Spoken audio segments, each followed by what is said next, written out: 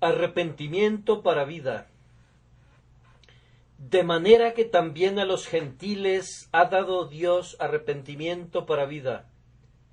Hechos 11:18. Uno de los mayores obstáculos que haya tenido que superar jamás la religión cristiana fue el prejuicio inveterado que se apoderó de las mentes de sus primeros seguidores. Los creyentes judíos, los 12 apóstoles y aquellos que Jesucristo había llamado de entre los esparcidos de Israel, estaban tan apegados a la idea de que la salvación era de los judíos y que nadie sino los discípulos de Abraham, o por lo menos los circuncidados, podían ser salvos, que no podían aceptar la idea de que Jesús hubiera venido para ser el Salvador de todas las naciones y que en él serían benditos todos los pueblos de la tierra. Con mucha dificultad podían aceptar esa suposición. Era tan opuesta a toda su educación judía que los vemos convocando a Pedro a un concilio de cristianos y preguntándole: ¿por qué has entrado en casa de hombres incircuncisos y has comido con ellos? Y Pedro no pudo exonerarse a sí mismo hasta no haber referido plenamente el asunto y haber declarado que Dios se le apareció en una visión, diciéndole: lo que Dios limpió, no lo llames tú común, y que el Señor le ordenó predicar el Evangelio a Cornelio y a su casa, ya que eran creyentes. Después de esto, el poder de la gracia fue tan enorme que esos judíos no pudieron resistirle más, y pese a toda su previa educación, de inmediato asumieron el principio comprensivo del cristianismo y glorificaron a Dios diciendo: de manera que también a los gentiles ha dado Dios arrepentimiento para vida. Bendigamos a Dios porque ahora estamos libres de los impedimentos del judaísmo y porque tampoco estamos bajo los impedimentos de un gentilismo que a su vez ha excluido a los judíos, sino que vivimos muy cerca del bienaventurado tiempo que se aproxima, cuando judío y gentil, esclavo o libre, se sentirán uno con Jesucristo, nuestra cabeza. No me propongo abundar sobre este tópico, sino que mi tema el día de hoy será el arrepentimiento para vida. Pido gracia a Dios para hablarles de tal manera que su palabra sea como una espada cortante que penetra hasta partir el alma y el espíritu, las coyunturas y los tuétanos. Por arrepentimiento para vida, creo que debemos entender aquel arrepentimiento que va acompañado de vida espiritual en el alma y que asegura la vida eterna a todo aquel que lo posee. El arrepentimiento para vida, afirmo, trae consigo vida espiritual, o más bien, es la primera consecuencia procedente de esa vida. Hay arrepentimientos que no son signos de vida, excepto de vida natural, porque sólo son efectuados por el poder de la conciencia y la voz de la naturaleza que habla en los hombres. Pero el arrepentimiento del que se habla aquí es producido por el autor de la vida, y cuando viene, engendra tal vida en el alma que aquellos que estaban muertos en sus delitos y pecados son revividos conjuntamente con Cristo. Aquellos que no tenían receptividad espiritual, ahora reciben con mansedumbre la palabra implantada. Aquellos que dormitaban en el propio centro de la corrupción, reciben el poder de convertirse en hijos de Dios y de estar cerca de su trono. Yo creo que este es el arrepentimiento para vida, aquel arrepentimiento que da vida a un espíritu muerto. También he dicho que este arrepentimiento asegura la vida eterna, pues hay arrepentimientos de los cuales oyes hablar a los hombres que no aseguran la salvación del alma. Algunos predicadores afirman que aunque los hombres pueden arrepentirse y creer, también pueden apostatar y perecer. No pretendemos consumir nuestro tiempo haciendo un alto para exponer su error ahora. A menudo hemos considerado eso antes y hemos refutado todo lo que pudieran decir en defensa de su dogma. Pensemos en un arrepentimiento infinitamente mejor.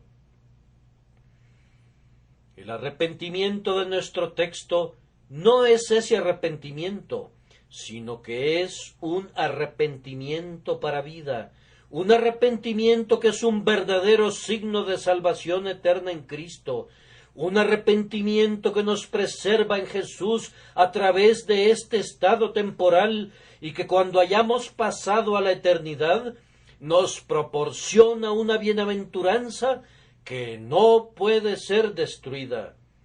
Arrepentimiento para vida es la salvación real del alma, es el germen que contiene todos los elementos esenciales de la salvación, que los resguarda para nosotros y que nos prepara para ellos. En este día hemos de prestar una atención acompañada de oración al arrepentimiento que es para vida. Primero, voy a dedicar unos cuantos minutos a la consideración del arrepentimiento falso. En segundo lugar, voy a considerar los signos que caracterizan al verdadero arrepentimiento y posteriormente enalteceré la caridad divina de la cual está escrito: de manera que también a los gentiles ha dado Dios arrepentimiento para vida. Primero, entonces, consideraremos ciertos falsos arrepentimientos. Voy a comenzar haciendo esta observación, que espantarse bajo el sonido del Evangelio no es arrepentimiento. Hay muchas personas que cuando oyen un fiel sermón evangélico permanecen agitadas y conmovidas. Mediante un cierto poder que acompaña la palabra, Dios da testimonio de que se trata de su propia palabra y provoca en aquellos que la oyen un cierto temblor involuntario. He visto a algunas personas, cuando las verdades de la Escritura han resonado desde este púlpito, cuyas rodillas han temblado chocando entre sí, cuyos ojos han derramado lágrimas como si hubiesen sido fuentes de agua. He sido testigo de la profunda depresión de su espíritu, cuando, según me han dicho algunos de ellos, fueron sacudidos hasta el punto de no saber cómo soportar el sonido de la voz, pues era semejante a la terrible trompeta del Sinaí, tronando únicamente su destrucción. Queridos oyentes, ustedes podrían estar sumamente turbados bajo la predicación del Evangelio y, sin embargo, podrían no tener ese arrepentimiento para vida. Ustedes podrían saber lo que es estar muy seria y profundamente afectados cuando asisten a la casa de Dios y, sin embargo, podrían ser pecadores endurecidos.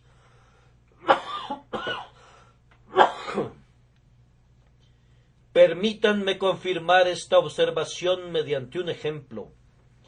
Pablo compareció ante Félix con sus manos encadenadas y cuando disertaba acerca de la justicia, del dominio propio y del juicio venidero, está escrito que Félix se espantó y, sin embargo, por buscar dilaciones, Félix se encuentra en la perdición en medio del resto de personas que han dicho: prosigue tu camino por esta vez, cuando encuentre un tiempo adecuado te buscaré. Hay muchas personas que no pueden asistir a la casa de Dios sin alarmarse. Ustedes saben lo que es estar espantados ante el pensamiento de que Dios los castigará. Puede ser que con frecuencia hayan sido inducidos a una emoción sincera bajo la influencia del ministro de Dios, pero permítanme decirles que a pesar de todo podrían ser desechados porque no se han arrepentido de sus pecados ni se han vuelto a Dios. Peor aún, es muy posible que no solamente se espanten ante la palabra de Dios, sino que podrían volverse Agripas amigables y estar por poco persuadidos a volverse a Jesucristo, y sin embargo no tener ningún arrepentimiento. Podrían ir más allá y llegar a desear el Evangelio. Podrían decir, oh, este Evangelio es algo tan bueno que yo quisiera recibirlo. Asegura tanta felicidad aquí y tanto gozo en el más allá que quisiera poder llamarlo mío.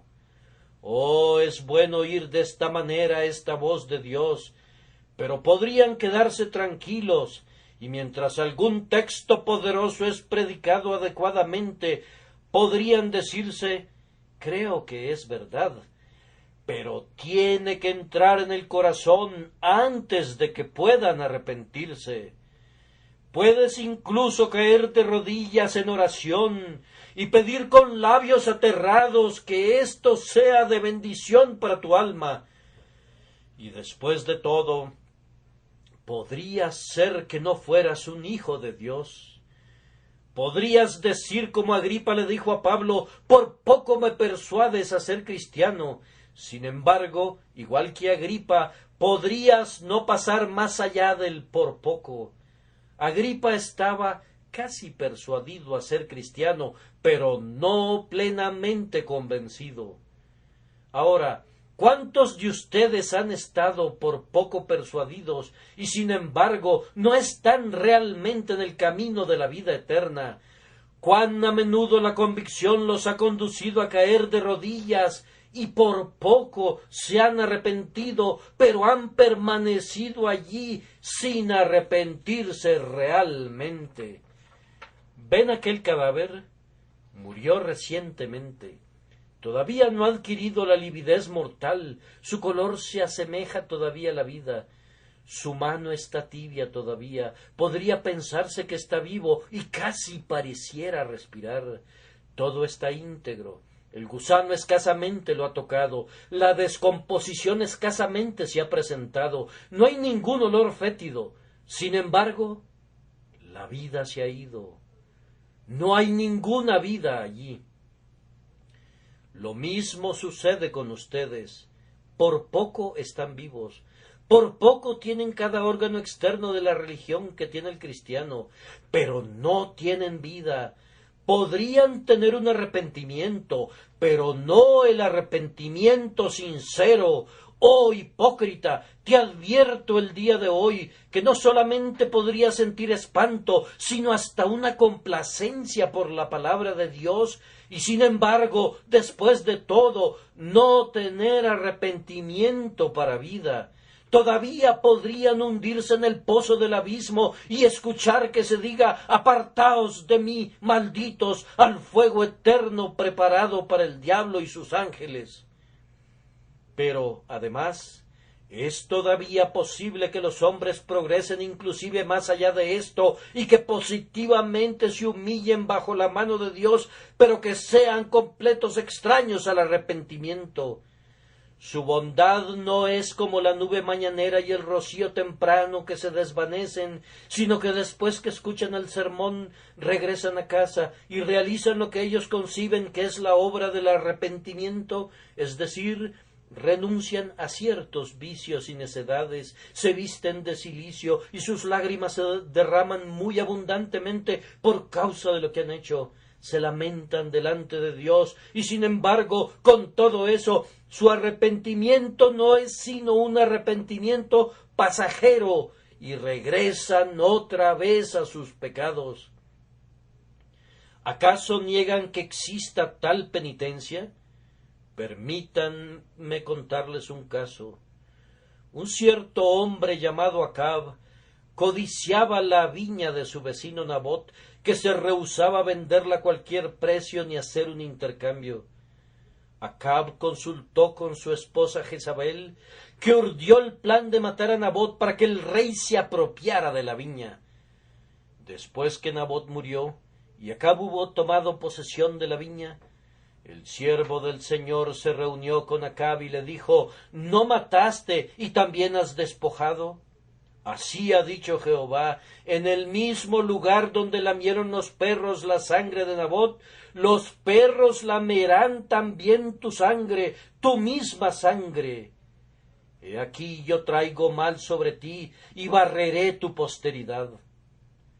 Leemos que Acab se fue y anduvo humillado. Y el Señor dijo: pues por cuanto se ha humillado delante de mí, no traeré el mal en sus días. Él le había concedido una suerte de misericordia, pero leemos a continuación en el siguiente capítulo que Acab se rebeló y en una batalla en Ramot de Galaad, de conformidad al siervo del Señor, fue muerto allí.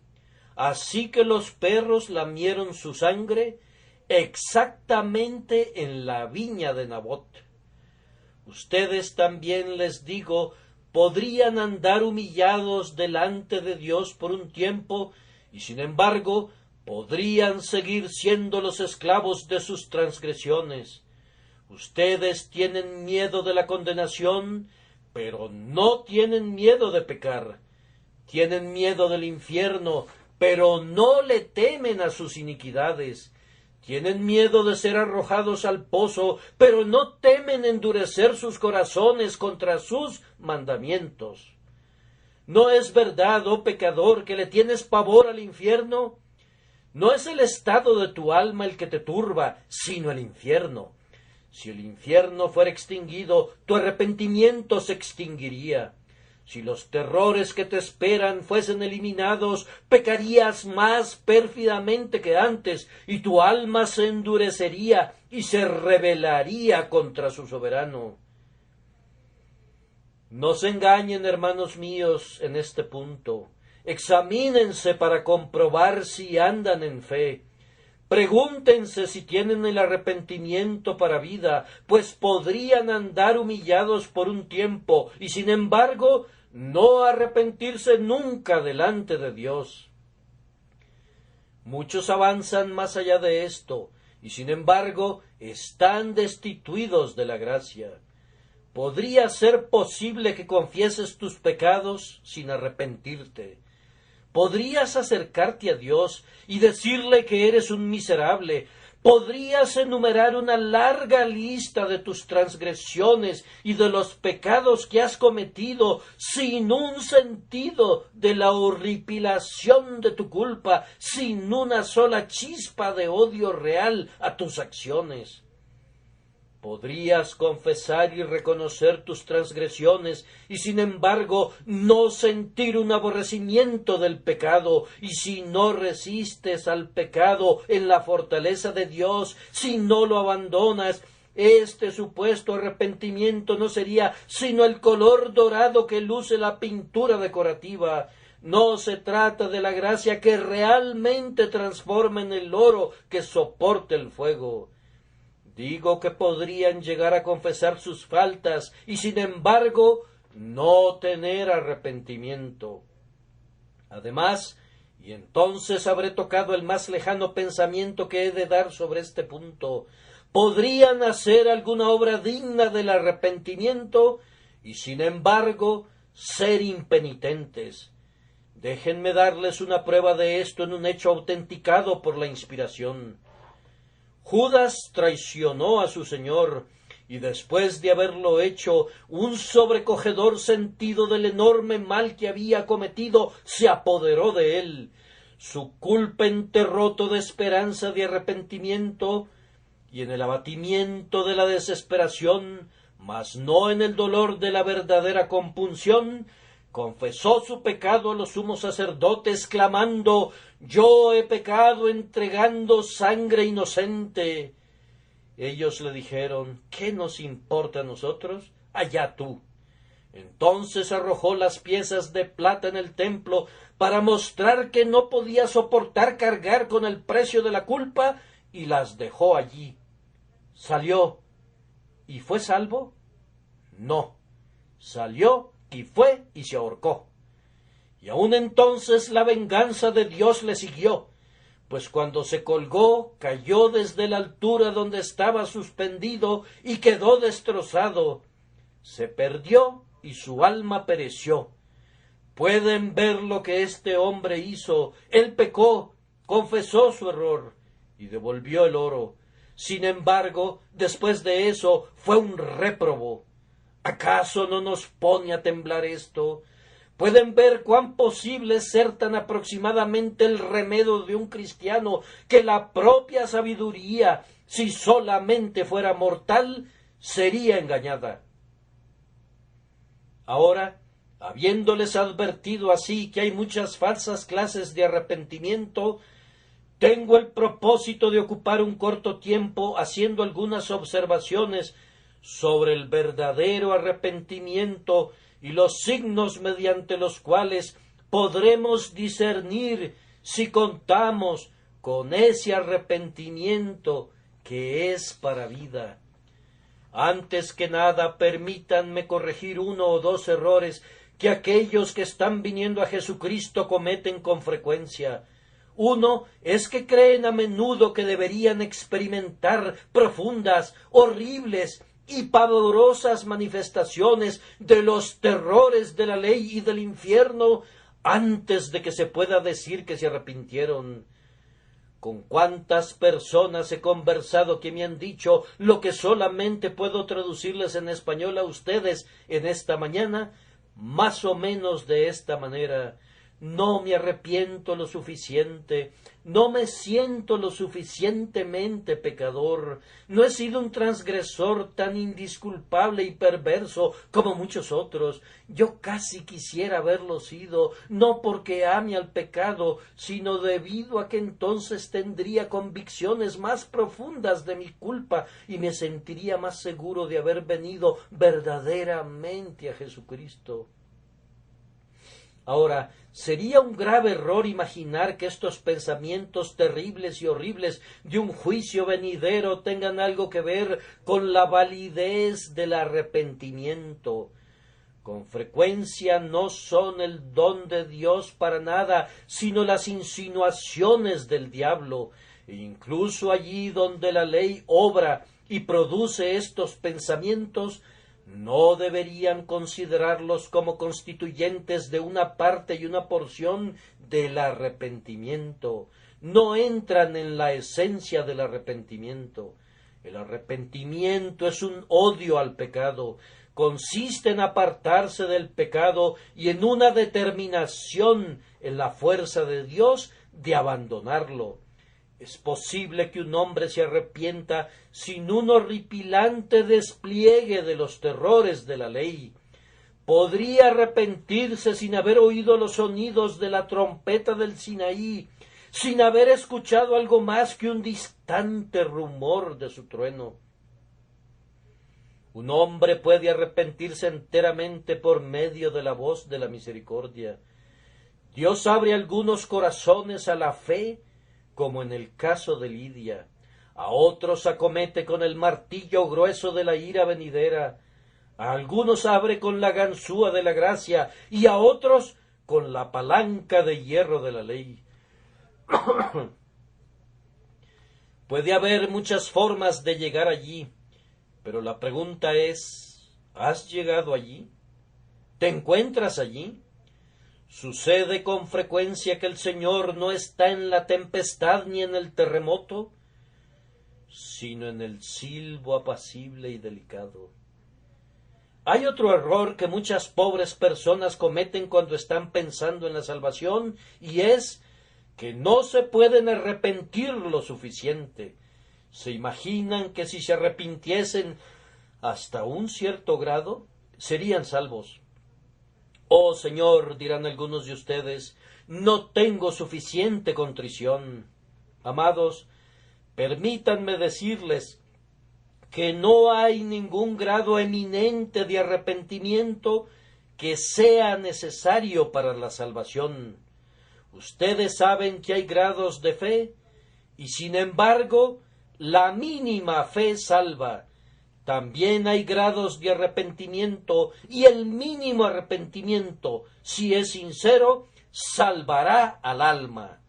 La Biblia dice, el que creyere será salvo. Y cuando dice eso, incluye el grado más pequeño de fe. También cuando dice, arrepentíos y convertíos para que sean borrados vuestros pecados, incluye al hombre que tiene el grado más bajo de arrepentimiento real. El arrepentimiento, además, no es nunca perfecto en ningún hombre en este estado mortal.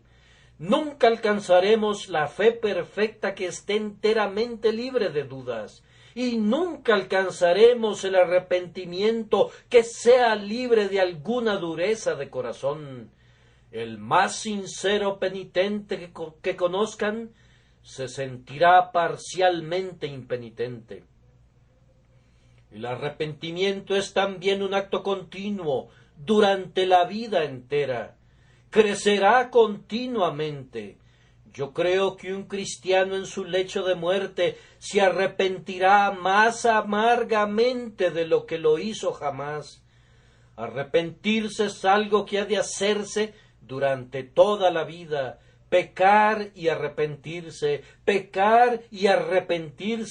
resume la vida de un cristiano. Arrepentirse y creer en Jesús, conforma la consumación de su felicidad. No deben esperar ser perfectos en arrepentimiento antes de ser salvos. Ningún cristiano puede ser perfecto. El arrepentimiento es una gracia. Algunas personas lo predican como una condición de salvación, condición de insensatez. No hay condiciones para la salvación. Dios mismo da la salvación y Él únicamente la da a los que Él quiere. Dice, tendré misericordia del que yo tenga misericordia. Sí, entonces, Dios te ha dado el mínimo arrepentimiento y es un arrepentimiento sincero.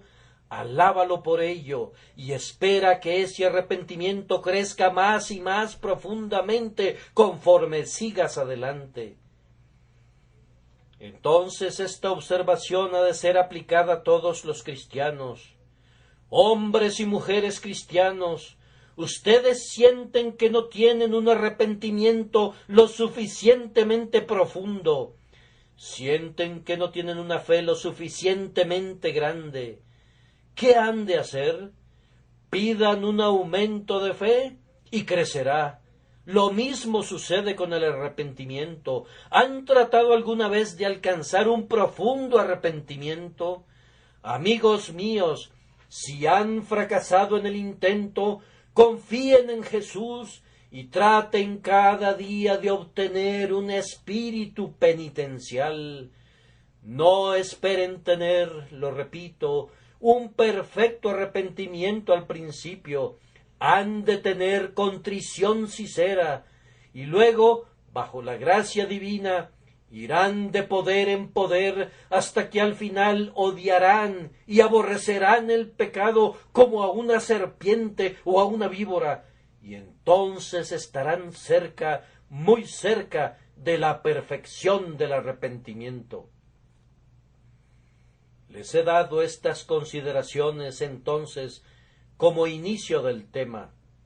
Y ahora ustedes preguntarán, ¿cuáles son los signos del verdadero arrepentimiento a los ojos de Dios? Primero les digo que hay pena en él. Nadie se arrepiente jamás del pecado sin sentir algún tipo de tristeza a la vez. Puede ser más o menos intensa, de acuerdo a la manera en que Dios les llama y a su previa manera de vida, pero debe haber alguna tristeza. No nos importa cuándo llega, pero en algún momento o en otro debe llegar, o no sería el arrepentimiento de un cristiano.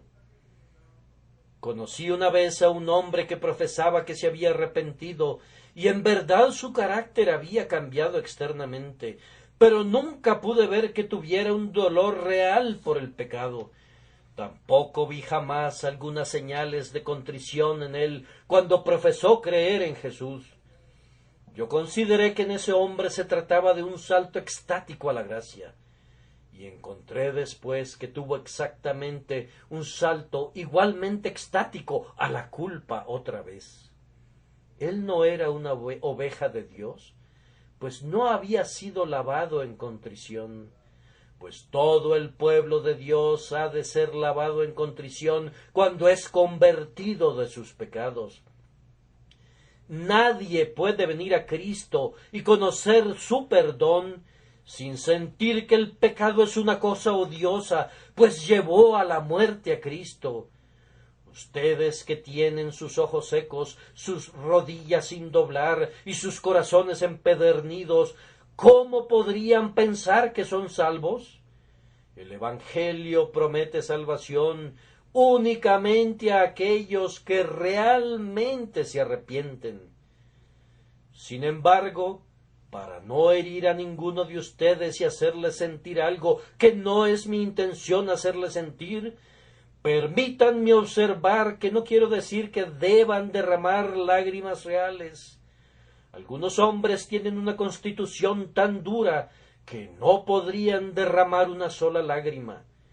He conocido a algunas personas que han sido capaces de suspirar y de gemir, pero las lágrimas no brotan. Bien, yo digo que aunque las lágrimas suministran a menudo evidencias de contrición, podrían tener arrepentimiento para vida sin ellas. Lo que yo quisiera que entendieran es que debe haber un dolor real. Si la oración no es vocal, debe ser secreta. Para mostrar el arrepentimiento, aunque sea mínimo, debe haber un gemido, aunque no haya palabras, debe haber por lo menos un suspiro, aunque no haya lágrimas. En este arrepentimiento ha de haber, pienso, no únicamente dolor, sino que ha de haber algo práctico. Debe ser un arrepentimiento práctico. No basta con decir que lo sentimos y arrepentirnos, y luego continuar día a día como siempre caminamos. Muchas personas están muy apenadas y muy penitentes por sus pecados pasados. Óiganlos hablar. Oh, dicen, lamento profundamente haber sido un borracho un día, y sinceramente deploro haber caído en ese pecado. Lamento profundamente haber hecho eso. Luego se van directo a casa, y cuando llega la 1 de la tarde del día domingo, los encontrarán bebiendo otra vez. Y sin embargo, esa gente dice que se ha arrepentido.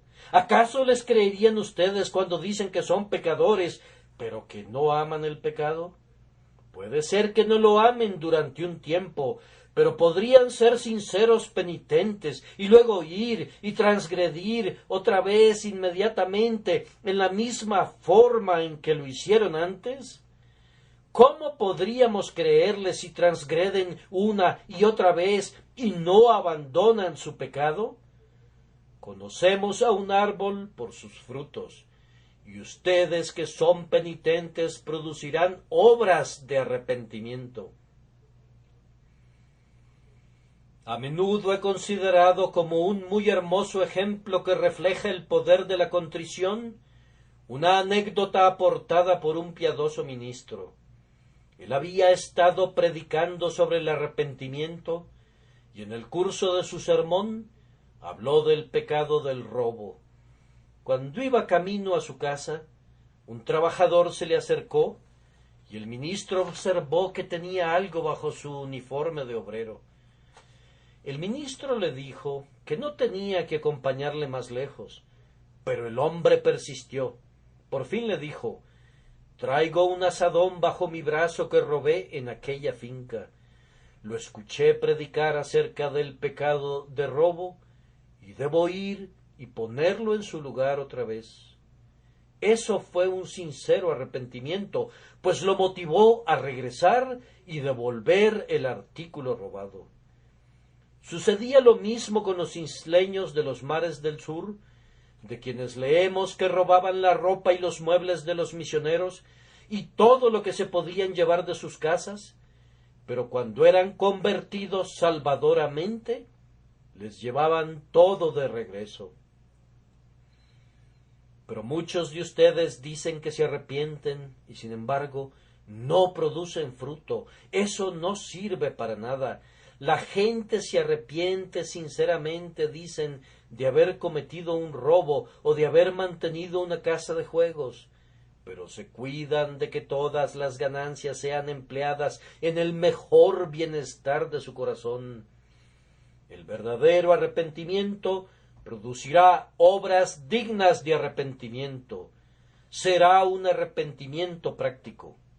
Pero vamos más lejos. Ustedes pueden saber si su arrepentimiento es práctico mediante esta prueba. ¿Tiene alguna duración o no? Muchos de sus arrepentimientos se asemejan al rubor ético de la persona tísica, que no es ninguna señal de salud. Muchas veces he visto a algún joven en un trance de piedad recién adquirida, pero poco firme, y él ha creído que ha estado a punto de arrepentirse de sus pecados. Durante algunas horas, tal persona está profundamente contrita delante de Dios y por semanas renuncia a sus necedades. Asiste a la casa de oración y conversa a la manera de un hijo de Dios, pero regresa a sus pecados como el perro vuelve a su vómito. El espíritu inmundo ha vuelto a su casa y ha tomado consigo otros 7 espíritus peores que él. Y el postrer estado de aquel hombre viene a ser peor que el primero. ¿Cuánto tiempo ha durado tu contrición? ¿Duró algunos meses? ¿O te sobrevino y se alejó súbitamente? Tú dijiste, me uniré a la iglesia, haré esto, aquello y lo otro por amor a Dios. ¿Son tus obras duraderas? ¿Crees que tu arrepentimiento dure 6 meses? ¿Continuará por 12 meses? ¿Durará hasta que estés envuelto en tu mortaja? Pero además he de hacerles una pregunta más. ¿Ustedes creen que se arrepentirían de sus pecados si no hubiese un castigo delante de ustedes? ¿O se arrepienten porque saben que serán castigados para siempre si permanecieran en sus pecados? Supongan que les dijera que no existe el infierno del todo, que si quisieran podrían blasfemar o si quisieran podrían vivir sin Dios. Supongan que no hubiera recompensa para la virtud y no hubiera castigo para el pecado. ¿Cuál elegirían? ¿Podrían decir con toda honestidad esta mañana, creo que, por la gracia de Dios, sé que elegiría la justicia aunque no hubiera recompensa para ella, aunque no se ganase nada por medio de la justicia y no se perdiera nada por el pecado? Todo pecador odia su pecado cuando se acerca a la boca del infierno. Todo asesino odia su crimen cuando se aproxima al patíbulo. Nunca he visto que un niño odie tanto su falta como cuando va a ser castigado por ella.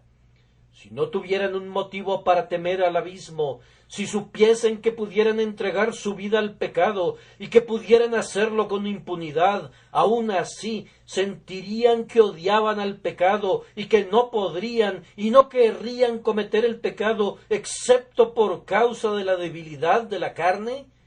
¿Todavía desearían la santidad? ¿Todavía desearían vivir como Cristo? Si así fuera, si pudieran decir eso sinceramente, si de esta manera se volvieran a Dios y odiaran su pecado con un odio eterno, no tienen que temer, pues tienen un arrepentimiento que es para vida. Ahora viene el tercer encabezado y el último, y es la bendita beneficencia de Dios en conceder a los hombres arrepentimiento para vida. El arrepentimiento, mis queridos amigos, es el don de Dios. Es uno de esos favores espirituales que aseguran la vida eterna.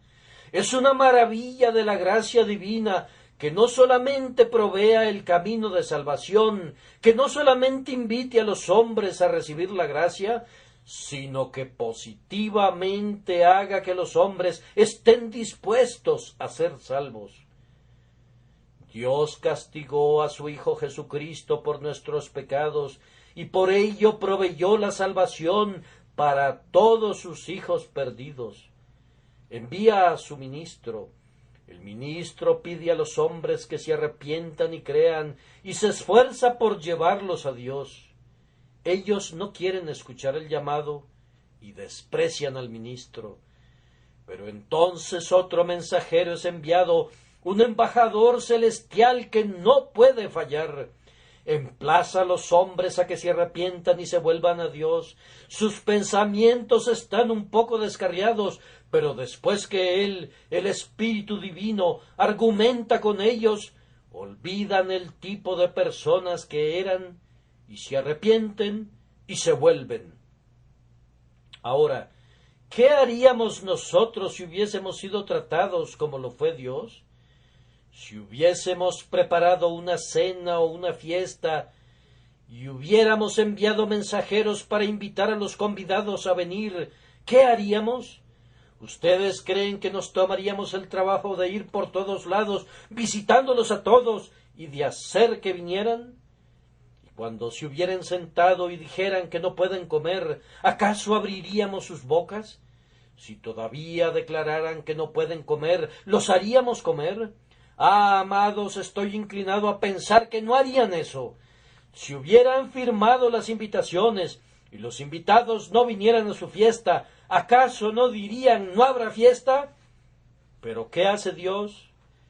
Él dice, ahora haré una fiesta e invitaré a la gente, y si no vinieren, mis ministros saldrán y los traerán personalmente. Diré a mis siervos, vayan por los caminos y por los vallados y fuércenlos a entrar para que puedan participar de la fiesta que he preparado. ¿Acaso no es un acto estupendo de la misericordia divina que efectivamente los vuelva dispuestos? No lo hace por medio de la fuerza, sino que usa una dulce persuasión espiritual. Primero están renuentes al máximo a ser salvados. Pero, dice Dios, eso no es nada. Yo tengo el poder de hacerlos volverse a mí, y lo haré.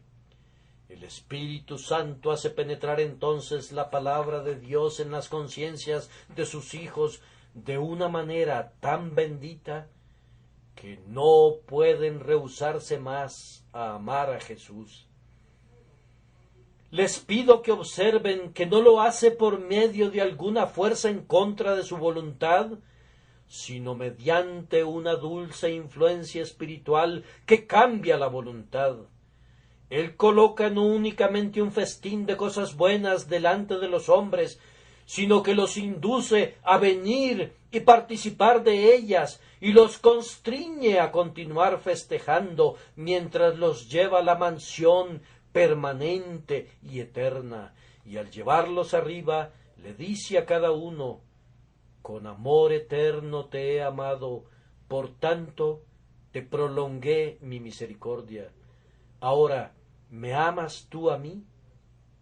Oh Señor, claman, tu gracia al traernos aquí demuestra que nos amas, pues nosotros estábamos renuentes a venir. Tú dijiste irán, y nosotros dijimos que no iríamos, pero tú nos hiciste ir. Y ahora, Señor, te bendecimos y te amamos por esa fuerza. Fue un apremio divino. Yo era un cautivo que forcejeaba, pero fui conducido a estar dispuesto. Oh, gracia soberana, somete mi corazón.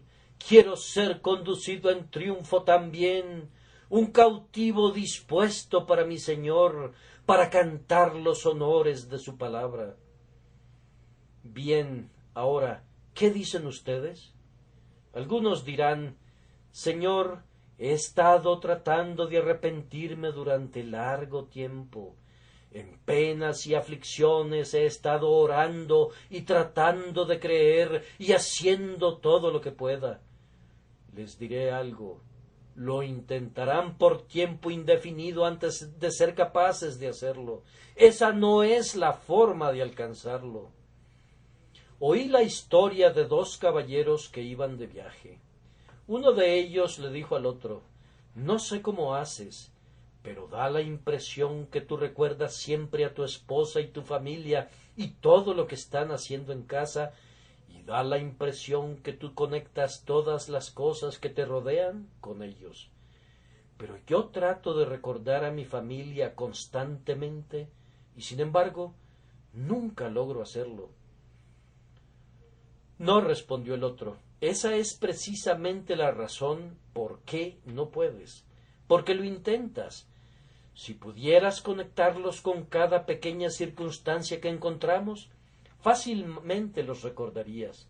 En tal y tal momento pienso, ahora se están levantando, y en tal y tal momento, ahora están en oración, y en tal y tal hora, ahora están desayunando. De esta manera, los tengo siempre delante de mí. Creo que lo mismo sucede con relación al arrepentimiento. Si un hombre dijera, quiero creer, y tratara, mediante algún medio mecánico, de inducirse al arrepentimiento, sería un absurdo y nunca lo lograría. Pero la manera en que puede arrepentirse es, por la gracia de Dios, creyendo y pensando en Jesús. Si viera el costado sangrante, la corona de espinas, las lágrimas de angustia, si tuviera una visión de todo lo que Cristo sufrió, no tengo temor de afirmar que se volvería a Él en arrepentimiento. Apostaría la reputación que yo pudiera tener en las cosas espirituales, afirmando que un hombre no puede, bajo la influencia del Espíritu Santo de Dios, contemplar la cruz de Cristo sin un corazón quebrantado. Si no fuera así, mi corazón sería diferente del de todos los demás. No he conocido nunca a nadie que hubiera reflexionado y mirado a la cruz, que no hubiera descubierto que la cruz engendró arrepentimiento y engendró fe. Miramos a Jesús si queremos ser salvos, y luego decimos, sacrificio admirable, que Jesús haya muerto así para salvar a los pecadores. Si quieres la fe, debes recordar que Él la da. Si quieres el arrepentimiento, Él lo da. Si quieres vida eterna, Él la da liberalmente.